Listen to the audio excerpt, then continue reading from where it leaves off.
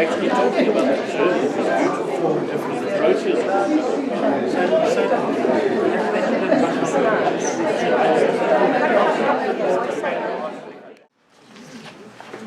1795, the rejection of the old order in Swellendam. 1795, die verwerping van die ou orde in Swellendam.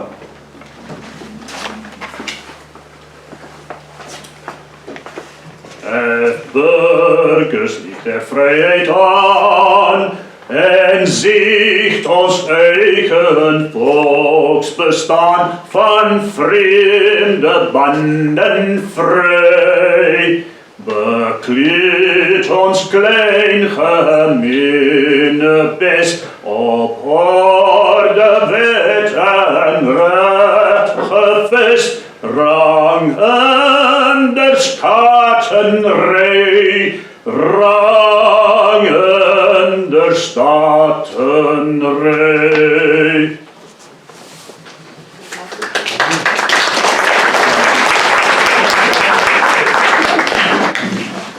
Ladies and gentlemen, our genuine warm welcome to all of our guests here who have taken the time and interest to join the museum today to remember and celebrate what has happened on this premises 228 years ago. 228 jaar terug die rebelle van Swellendam hier by die Losdijk plaasgevind. En is dit 'n voorreg om vandag hierdie gebeurtenis saam met julle te herdenk en die erkenning te gee wat dit verdien.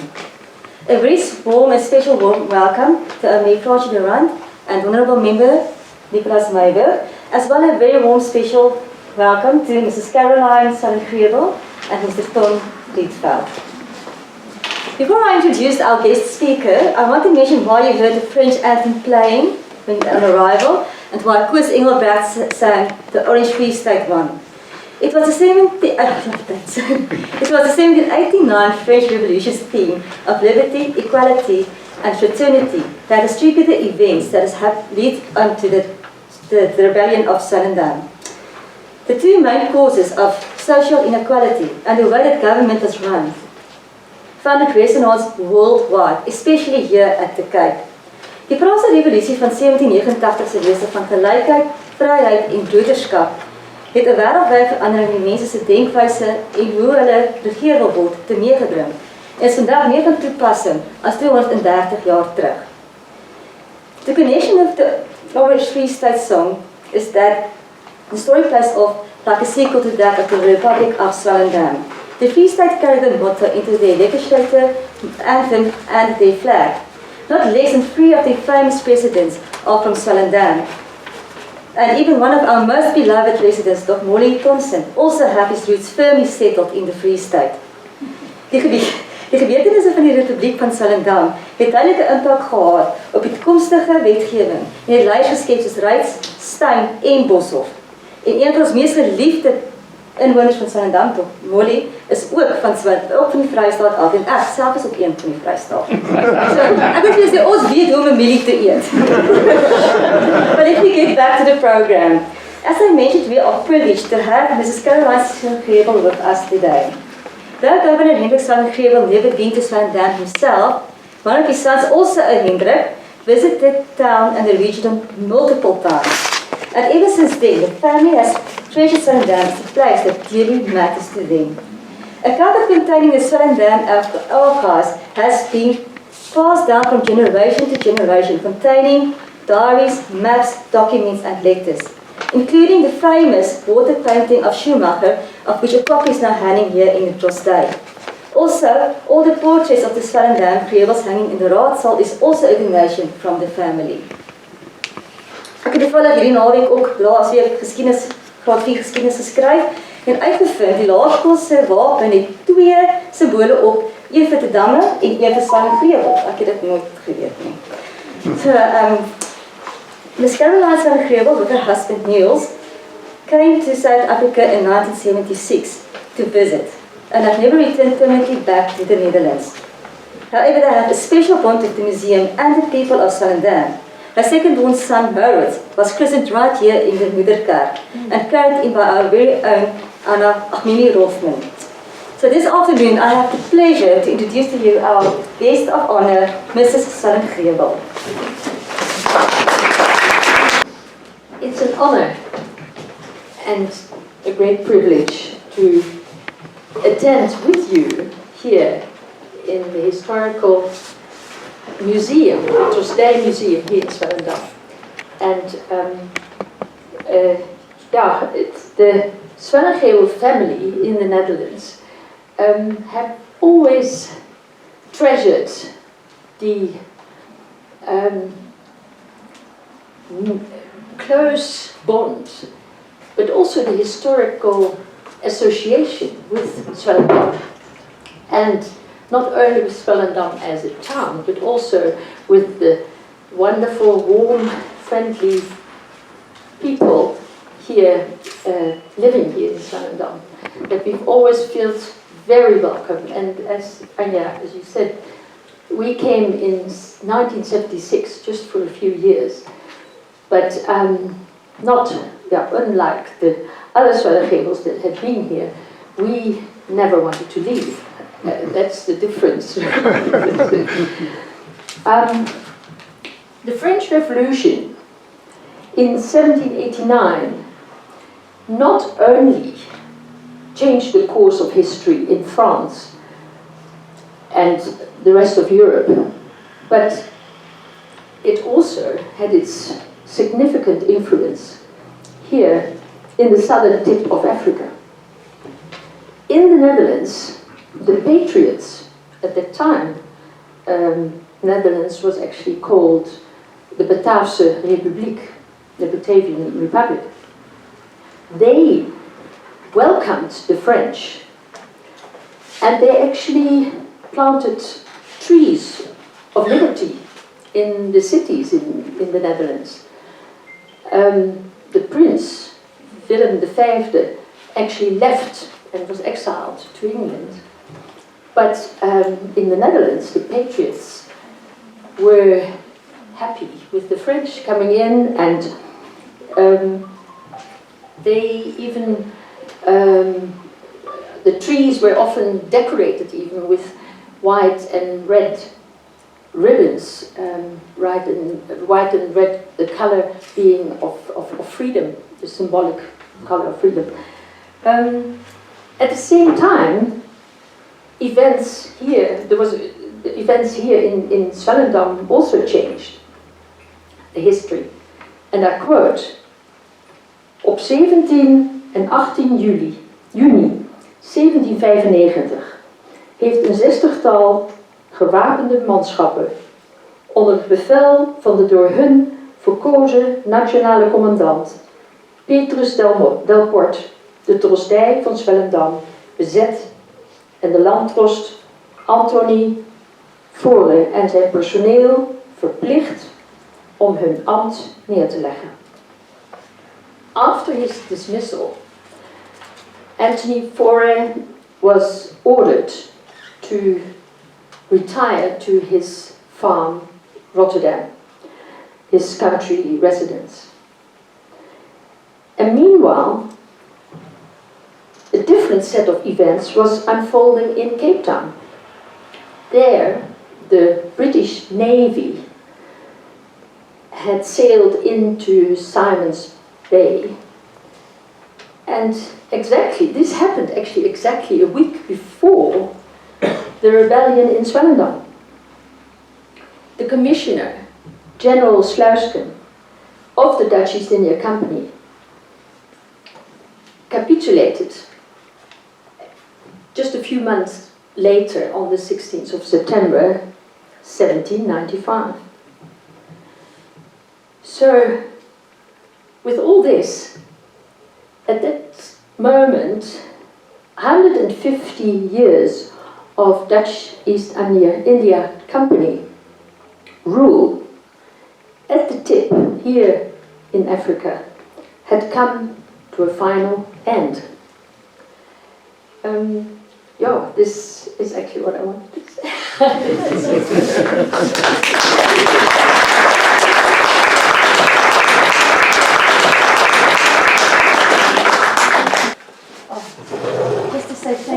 much. I don't know if you want to do back. Thank you. Thank you so much. Oh, from Lars from the Post. Yeah. Thank you, Aina. Thank you so much.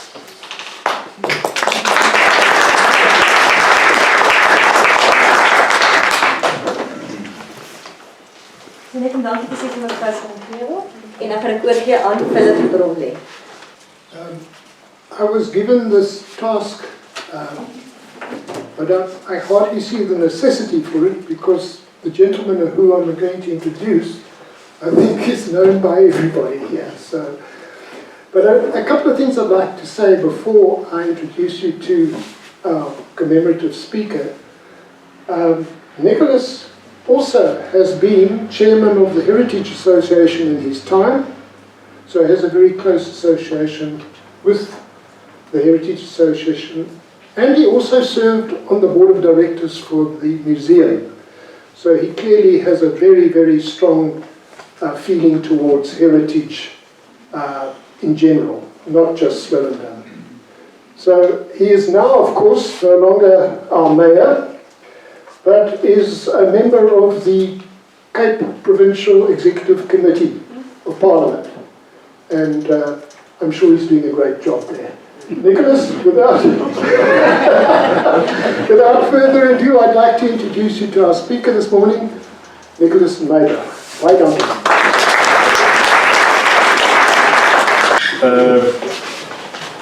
I feel rather awkward with this contraption which Philip strapped onto me. I've never worn a thing like this, and I feel a bit like Hannibal Lecter in The Silence of the Lambs with that thing around his head. But in any case, we'll make the best of it.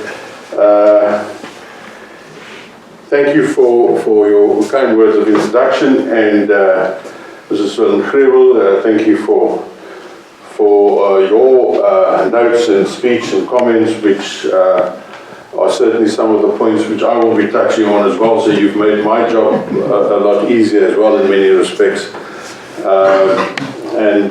So, ladies and gentlemen, it's a great honour to be here today and to say a few words at this rather auspicious occasion.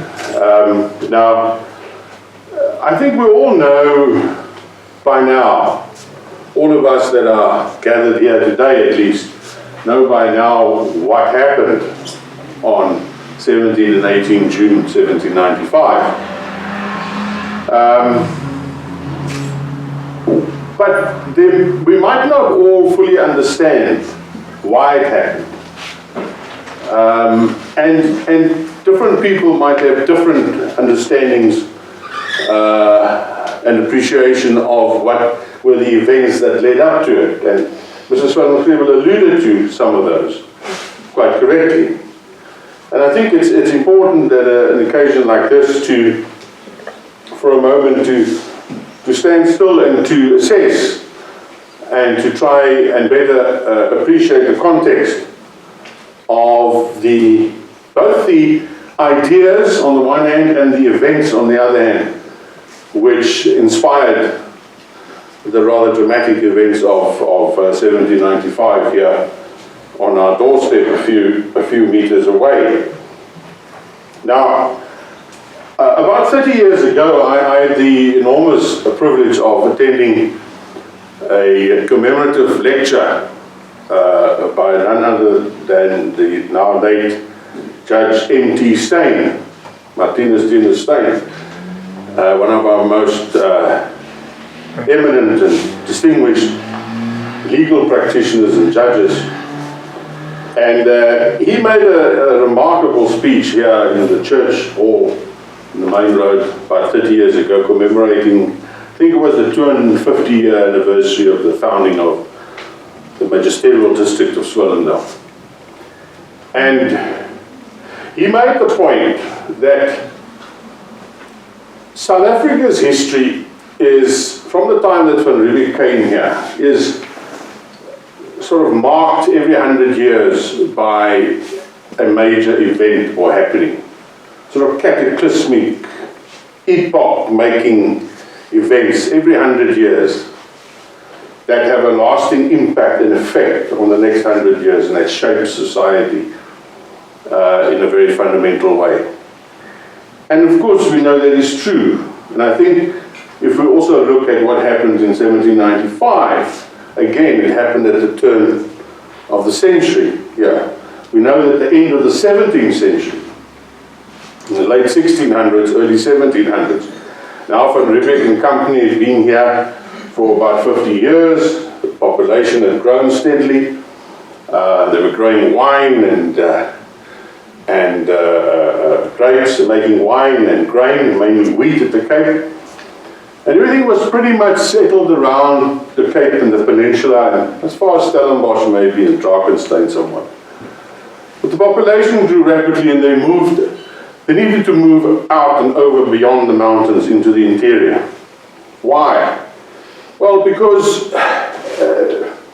they needed space, firstly. Secondly, the main commodities which they were producing at that time was really not sustainable anymore in terms of the pricing and in terms of surpluses that were produced, because everybody was doing grain and wine, grain and wine, grain and wine.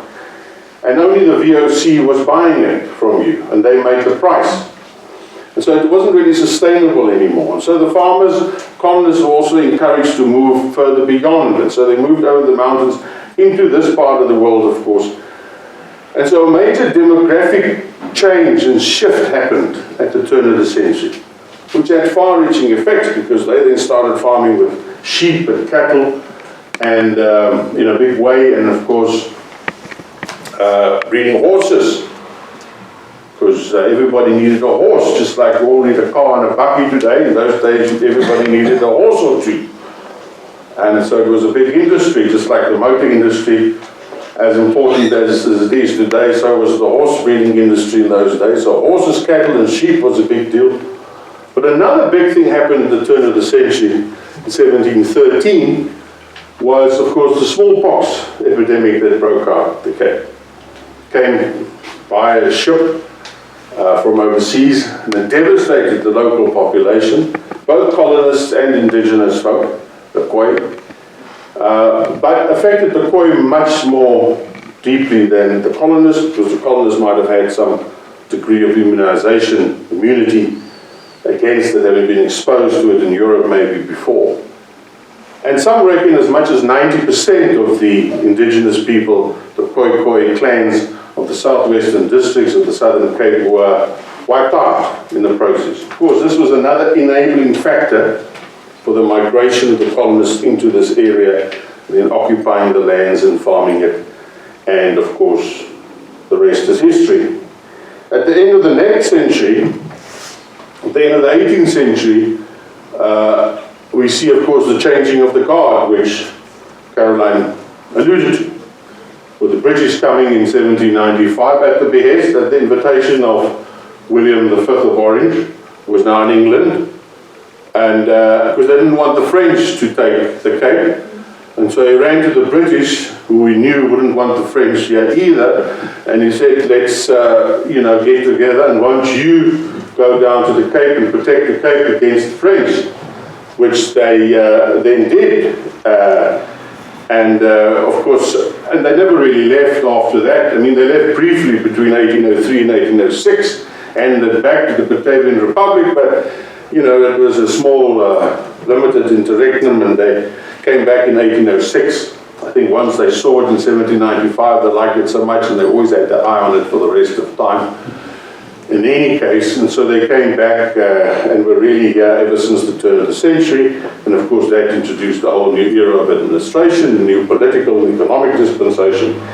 By the end of the 19th century, of course, we know what happened then, in 1899, again 100 years later, between 1899 and 1902, the outbreak of the Anglo-Boer War, the South African War, the 3-year war, and again, just a little bit after that in 1910, again, you see either side of the turn of the century, big things happening. 1910, the Union of South Africa, which ushered in a new constitutional dispensation, which dominated the political landscape for the next 100 years. And then, of course, at the end of the 20th century, in 1994, was the birth of the new South Africa. and a new democratic constitutional dispensation with one person, one vote, and a Bill of Rights for all 50-odd million people. So again, a epoch-making event which will surely impact on our society for the next 100 years at least.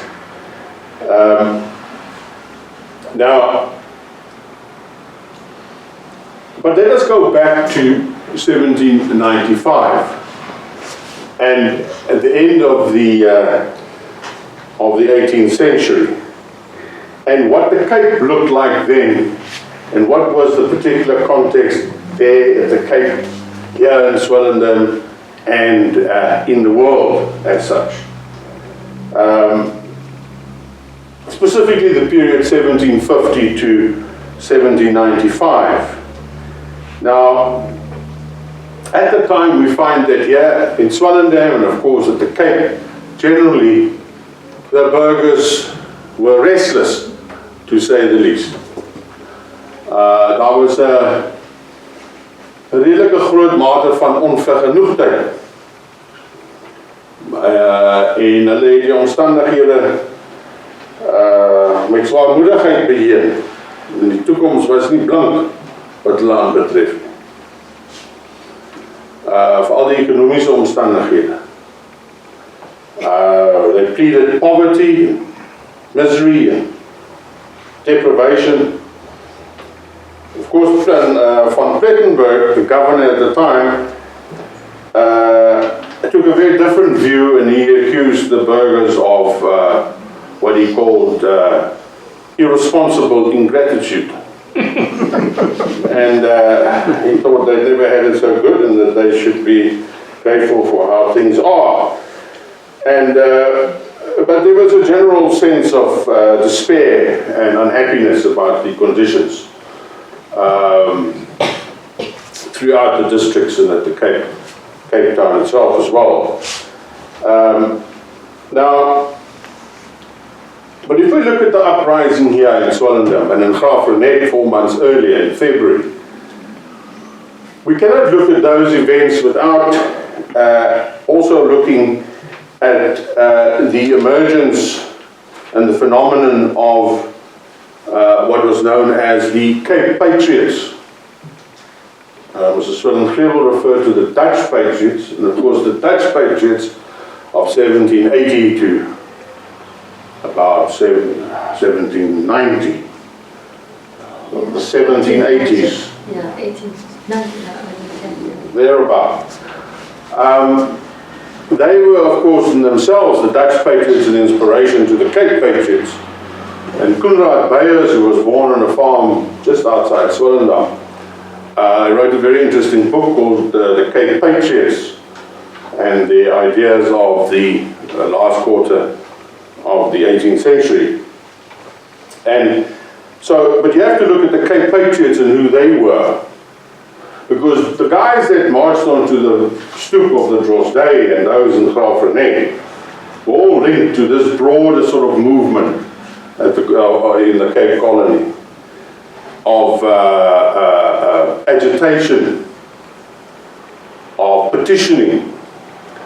Cape Patriots wasn't a formal organization as such, it was more a loose association of leaders in society, some of them quite erudite, and who knew about things happening elsewhere in the world, and took inspiration from what was happening in Europe and also in America. And they wrote pamphlets, and they held secret meetings and published anonymous pamphlets and stuff, distributed it. And so they agitated for, they didn't just send grievances, they actually traveled to the year 17, the Lord 17 in the Netherlands to go and petition them with their grievances. To say, you've got to sort this out, you've got to sort this out, and we're unhappy about this and that. They were very activistic in their efforts to improve the conditions. But they weren't just moaners and groaners, they also petitioned, they also agitated for greater political rights and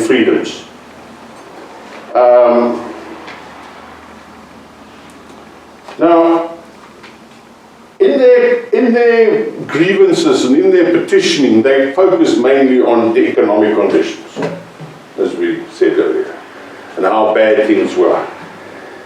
And that the corruption and the mismanagement by state officials in the various organs of state throughout the districts, and also about the administration of justice and the kind of punishments meted out. They felt the justice system was unfair and dishonest and run by corrupt officials. And all of these things sound very familiar today, of course. But the Cape Patriots did not just busy themselves with, as I said, submitting grievances. They were also interested in attaining greater rights and freedoms for the people who lived here. And they drew inspiration from three kinds of ideas and philosophical movements of the time. The one was John Locke, the very famous English philosopher, and sort of the father of what we call today liberalism. And who pioneered the ideas of natural law, social contract, religious tolerancy, and the right to revolution, which of course had a very deep effect on the American Revolution and the American Constitution, which followed from that. And Locke believed that our most fundamental natural rights are those of life, liberty, and property. And he also believed that the sovereignty and the power and the authority in the state is settled and lies with the people themselves. Not with the king, lies with the people. And that the people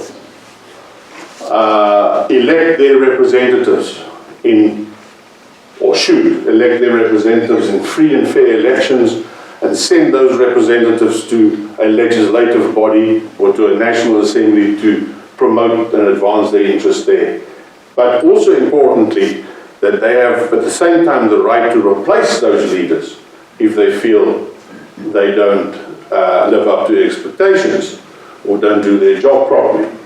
And hence the notion of regular elections and the whole democratic process.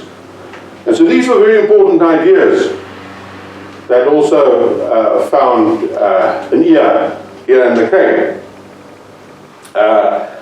But as I said, the Cape Patriots and the folk around here were also very interested in their economic freedom. Because the situation at the Cape was very much a monopolistic one. The VOC who ran the show, you had to do everything through them. Everything had to be bought from the VOC. Anything that you wanted, you bought from the VOC, and anything that you wanted to sell, you had to sell to the company. And so there was no free enterprise or free market or any kind of capitalistic system really. It was more very strictly controlled socialistic state monopoly, which was prevailing at the Cape at the time. And so the burghers also rallied for greater economic freedom and looked at people like Adam Smith for ideas. And of course Smith wrote the very famous Wealth of Nations.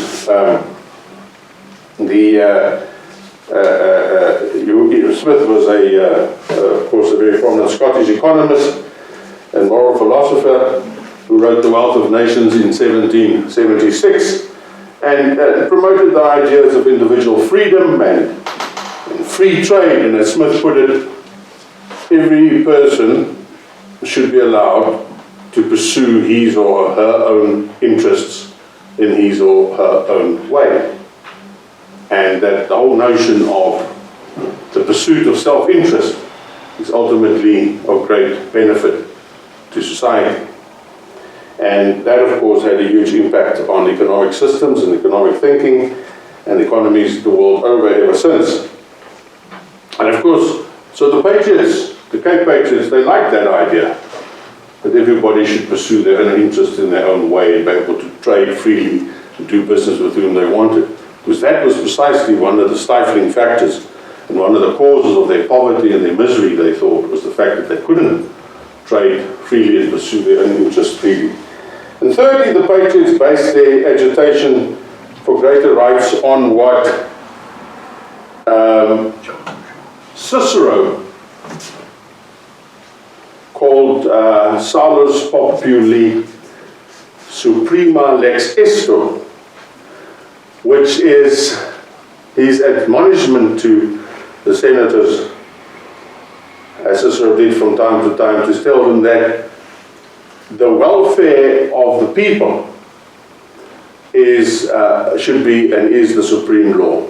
That is the overriding concern, the well-being, the welfare of the people. So that was a fundamental underlying idea behind the whole Patriot movement. Representative government on the one hand, economic freedom, and the welfare of the people at large. And so these were the ideas that inspired them. But apart from the ideas of Locke and Smith and Cicero and others, the Cape Patriots were also inspired and driven by events. So we have a set of ideas on the one hand which drives them, but there are also events. There are things taking place in the world at this time which influences them greatly and which tweaks their ear and their interest. And of course, one very prominent one, Caroline referred to one, but the other was the American Revolution, which took off in 1775 and went on through till 1783, led by George Washington. Of course, became president in 1789, same year as the French Revolution. And so, yes, it was a time of tremendous upheaval in the world. But the American Revolution of 1775, major event, influenced things here and the thinking here, and made people sit up and think, well, heck, and they wrote that in their pamphlets here and said, look, if the Americans can reject the British colonists can reject their British rulers, like the Americans are doing right now in a war of independence, what's stopping us, Dutch colonists, of doing the same, you know, and declaring our own independence and our own freedom? And secondly, of course, the American Declaration of Independence was another major event of the 4th of July, 1776, which spoke about life, liberty, and not property, interestingly enough, as John Locke would have it, but life, liberty, and the pursuit of happiness. Life, liberty, and the pursuit of happiness. And that became the whole driving theme of course, the American Constitution, and I'm sure also found a ready ear here. And then thirdly, the French Revolution, of course, of 1789, with liberty, equality, and fraternity. And so we see, ladies and gentlemen, that by 1790, early 1790s, the VOC at the Cape was really in complete disarray. They were virtually bankrupt. The administration was failing big time, and they were paralyzed by mismanagement and corruption. And hence the prevailing poor economic conditions and the misery of the people generally. As Antonio Gramsci, that famous Italian philosopher, would have said 100 years ago, the old world was dying and the new world is struggling to be born. And in that context, in 1795, in February, the Burghers in Graaf Reinet forcibly sacked a chap by the name of David Mania. There's one now in government in the Cape, by the same name, Minister of Education in the Cape. They sacked the Landros David Mania, And of course, 4 months later, here in June, the chaps marched here onto the steps, whilst Landros Fora and his Jemraden were having a meeting, and sent him packing to Rotterdam. And it's very good to know and to see that we have the current proprietor of Rotterdam here today, who has very warily come to this meeting, and with great trepidation, but we're glad that he's here, and no harm, we promise no harm will be done to the current owner of Rotterdam. And so in this way, the folk here, it was their way of rejecting the old order and the old world, and of struggling to create a new one. And so we can safely say that we have really come full circle now, here today. The complaints and the concerns and the grievances of 1795, poor state of the economy, corruption and maladministration, the ineffectiveness of the criminal justice system, are all still with us today. The more things change, the more they stay the same. To paraphrase Gramsci again, the old South Africa is dying and the new South Africa is struggling to be born. Thank you.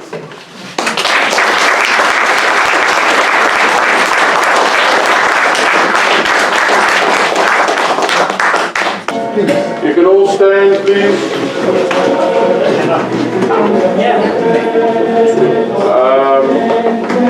We now ask you all to drink a toast to liberty, equality, and fraternity.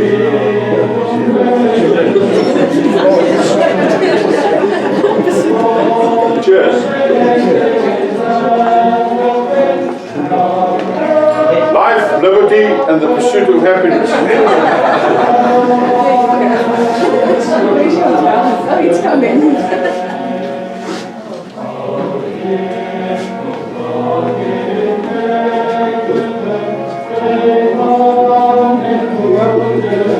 Thank you very much.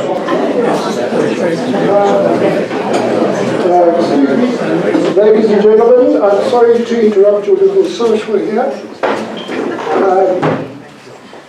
I would like to thank Nicholas for his talk. To me it was brilliant. A wonderful way to weave the tapestry of history together, bringing in places like Europe, England, America, France, into our history. You did very well, thank you, Nicholas. It was extremely interesting. And we'd like to give you this as a small token. I hope you you read Dutch, because we were told you did. I'll ask Caroline. Will help you. Thank you very much. Thank you very much. You're very welcome. It's been a great privilege and honor and a great joy. Thank you. Thank you. And then, if I may, just one last thing. I was told I only had to thank Nicholas, but I think there's one person that I'm going to break that rule and thank one person who I think definitely needs to be thanked, and that is Adrian Mocker, who actually put this whole thing together. Thank you, Adrian.